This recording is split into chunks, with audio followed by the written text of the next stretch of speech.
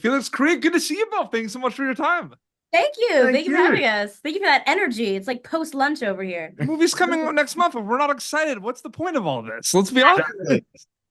Um, book Felix, book adaptations really interest me because there's a lot kind of in the original book, and then you look at the film, and I'm just curious, depending on the project, what is your relationship with the original source material before kind of filming this film specifically?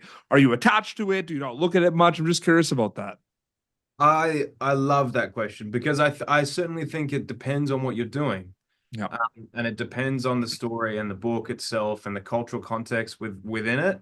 Because depending on what you're doing, if you're with a director you're adapting a story and pulling something that may have worked in the 60s but doesn't work now, something like that, where I think you definitely benefit from bringing your own experience in.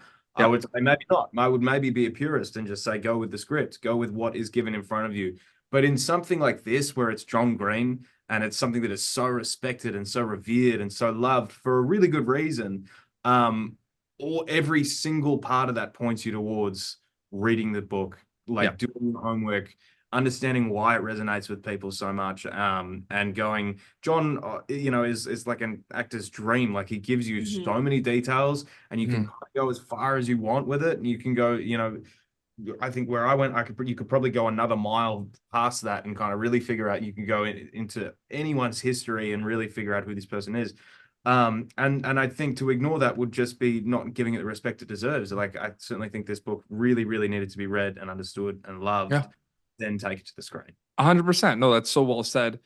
Priest, specifically with the movie, with the film, these are dynamic, complex characters, a lot happening, a lot of layers. And I'm just curious, what is one of your, specifically with your character, your favorite kind of element in terms of reading it in the script and then seeing it come to life in Video Village and on the screen? I'm just curious if there's one element that kind of stood out in regards to that. Oh, that's a great question. Well, I was always very intrigued by the portion of Daisy, which is not fun to talk about and not cute, which is sort of this betrayal and this secret of how she feels about a great deal of her relationship with Aza and her writing and her fan fiction about the character Ayala and all of that. Because it's, a lot of the movie is a big conversation on mental health. Yes. Not just obsessive compulsive disorder, but just the experience of struggling with mental health. And the movie is really how that affects the relationships around you, among many other things.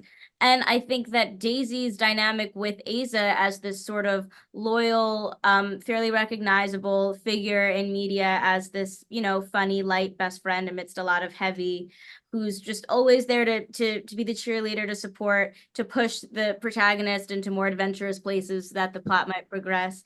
To have that sort of be flipped on its head, to dive into that a little deeper and to have that really uncomfortable part of the conversation, which is, how does your struggling, does that hurt the other people around you? Is that hurting the other people around you?